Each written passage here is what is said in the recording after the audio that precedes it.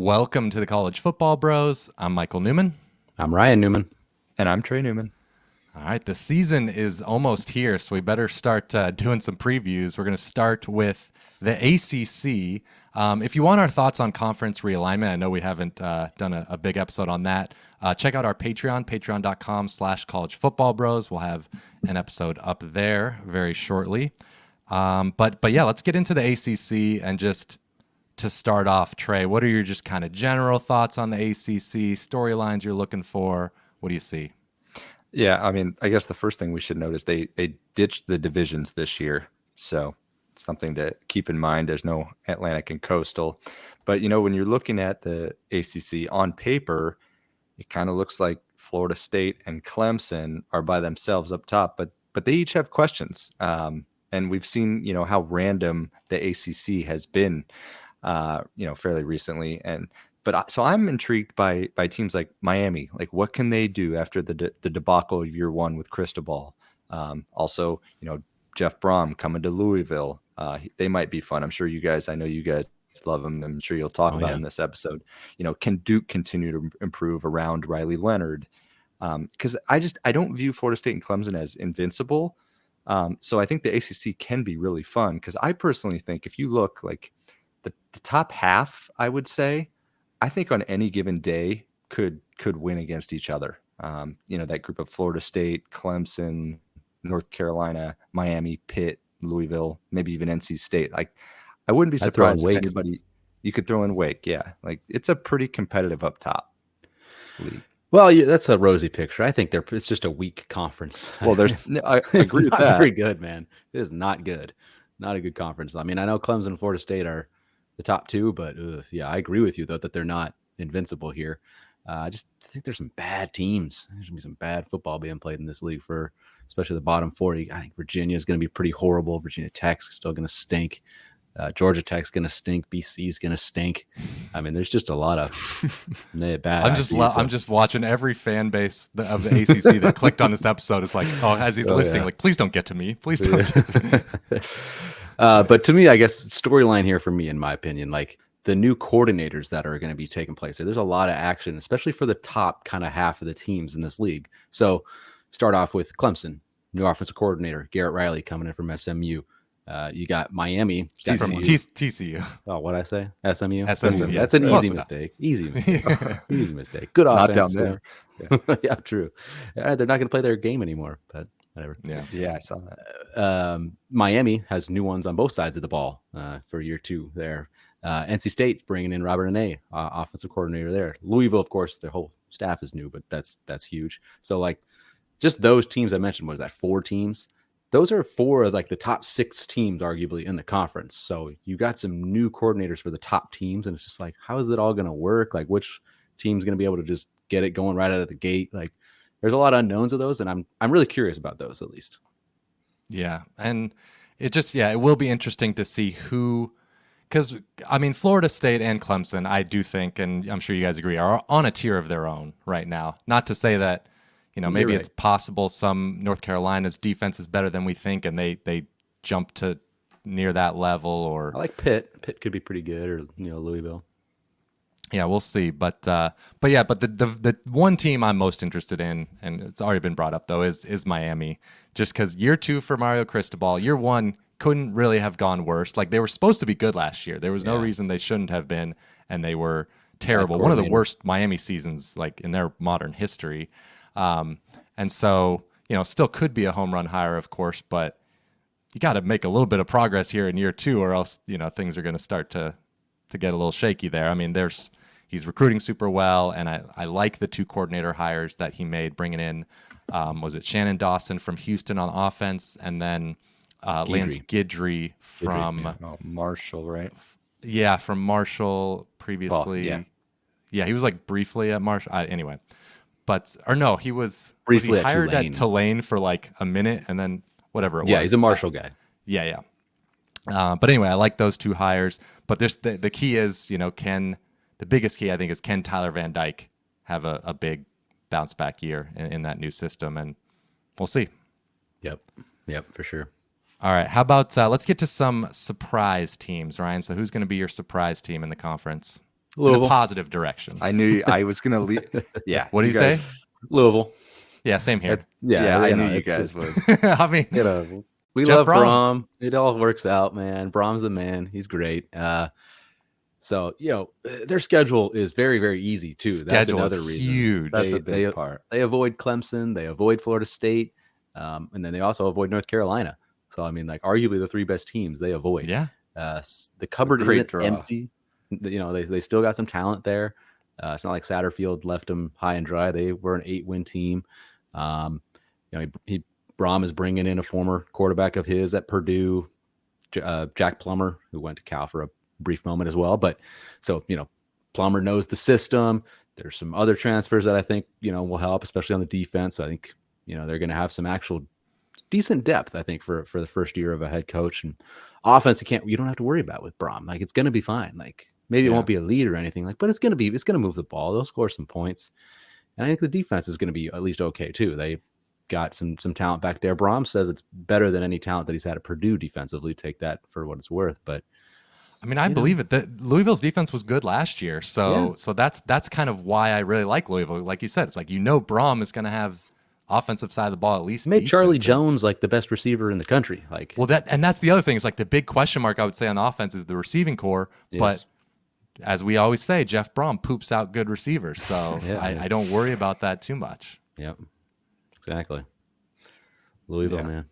Any other Louisville comments, Mike? Or no? I think Ryan put it good. Did I mention that Brom poops out receiver? I think I said that. That's a key. Okay. That's a key point to get in there.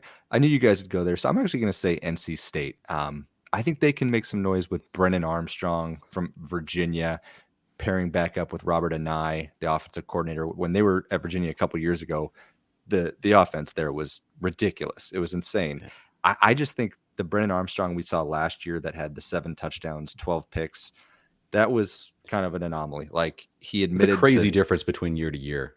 But like it was. I know it's not like just Brennan's fault. Tony Elliott, he admitted to not really being fond of the Tony Elliott offense. He was thinking too much. I just think this marriage is going to be better. NC State's, generally very competitive, and I think this might be the year that maybe they can kind of bust through with Brennan Armstrong. No, and they got Peyton Wilson back on defense.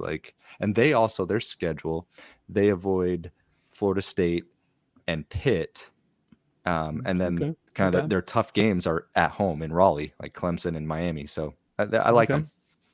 Yeah, I like that. That's good. I like that as well. All right, disappointing teams, surprise teams in a negative direction. Ryan, you brought up Pitt. I'm gonna say Pitt as my disappointing team because part of it is they've been really good the last 2 years, 11-3, 9-4. I know that's not the expectation this year. It's not bold to say they'll be worse than that, but I could see them dropping to like 6-6. They're 108th nationally in returning production. Abanaconda gone at running back on offense, I think, is big, and their front 7 defensively. It's probably the dumbest thing ever to doubt. They keep producing a Pitt front 7, but I don't know. They just lose so much there. Losing Kalijah Cansey, losing Servachier Dennis at linebacker. I just think they're bound to have some regression. They'll probably be better than a normal team that loses that much production just because of the way they develop on the front 7, especially defensive line. But they grow them on trees, or they poop them out. They do poop them out. That's true. But I still think they'll be worse there. And at quarterback, I like Phil Jurkovec, but he's injury prone, so that's kind of a risk there. All right, that's a good one. My disappointing team, I think, is going to be North Carolina. Drake May. Okay. Drake May is. I like North Carolina. Like Drake May, he's awesome. He's great, but he needs help. He loses his top 2 targets: Josh Downs, Antoine Green, offensive coordinator Phil Longo. And I just don't really trust the Gene Chizik defense. They were 105th in SP Plus last year defense. I mean, they should improve, but like, how much can they improve? Their only proven star there is Cedric Gray at linebacker. He's really good. And then when I look at their schedule, I don't like that they have to finish playing Duke, their rival, who's much better, as we saw last year, nearly beat them. They have to play at Clemson and then at NC State. So that's a tough finish. And their receiver just got his eligibility denied from the NCAA recently too. The Des Walker.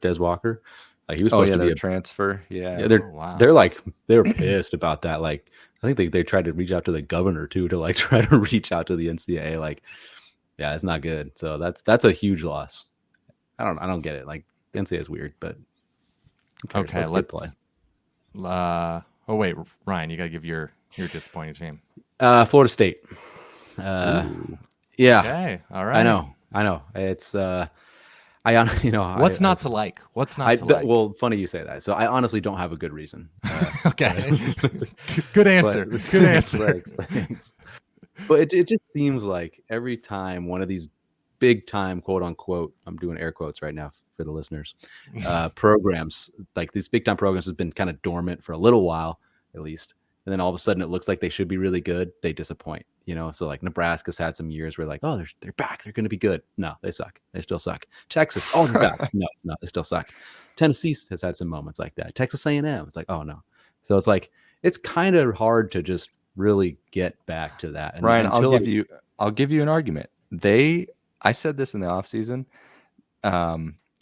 They have like their first 4 games, 2 of them are very difficult. They start out with LSU, yeah, Clemson and LSU toss up early on. and then they play at Clemson the 4th. Yeah. Like it's not that far fetched for them to start 2-2, and it'll be kind of interesting if that happens. Where's their psyche? Like, do they, chug through after maybe their national title hopes are dashed? It'd be interesting. Yeah. That's your No, ammo, Ryan. Good point. No, that's a good point. Like, because for Florida State, disappointment is like just not making the ACC title game. Like, if they don't, that's a disappointment.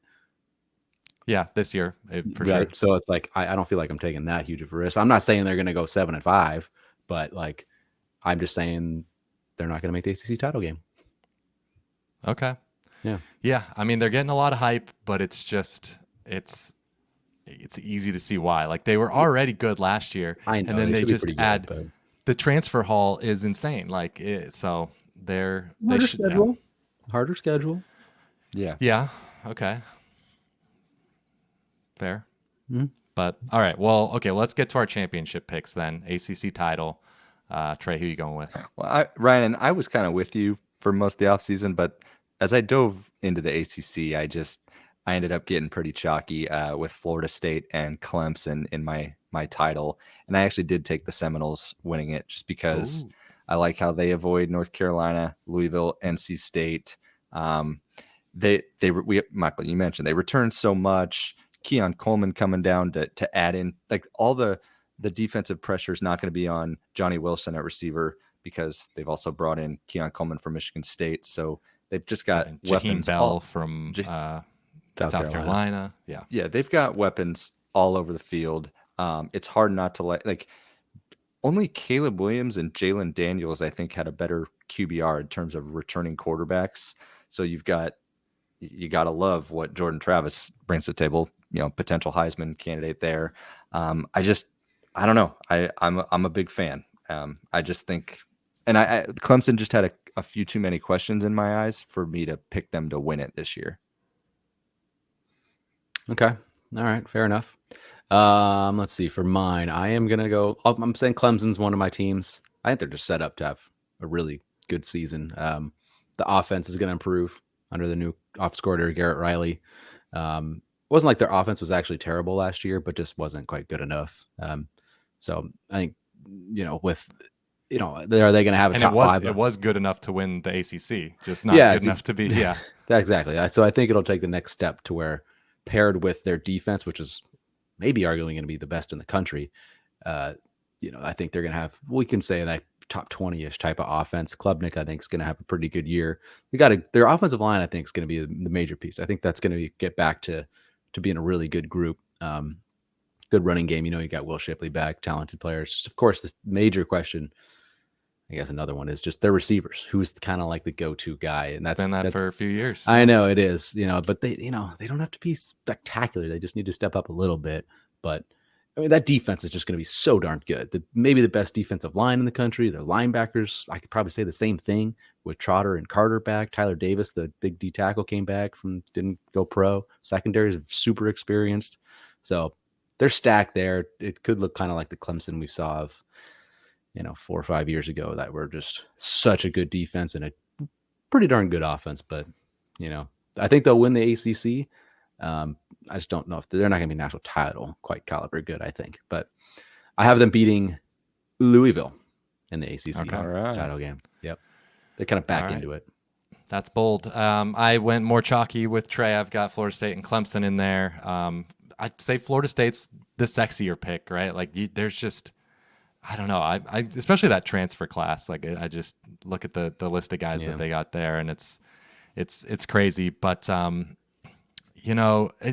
is Clemson. They're consistent.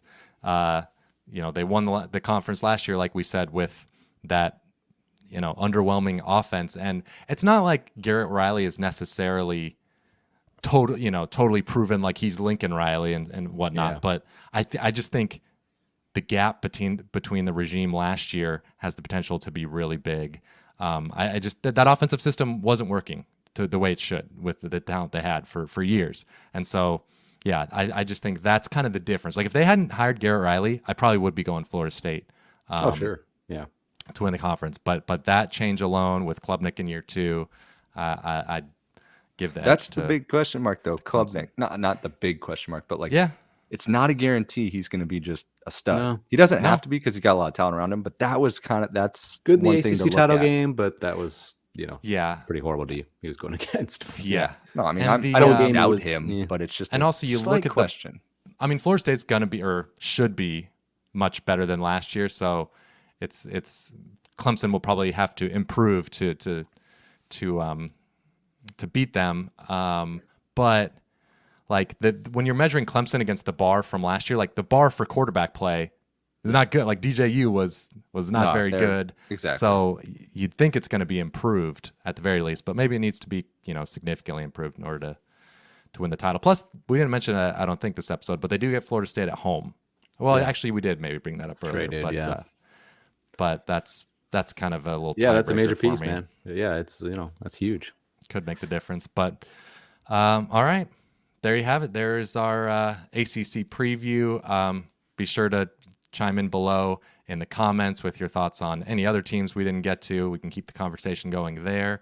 We'll be back next episode with the Big 12. And also, like we said at the beginning, be sure to check out our Patreon, patreon.com/collegefootballbros. We'd really appreciate your support this season. So with that, we'll see you next time.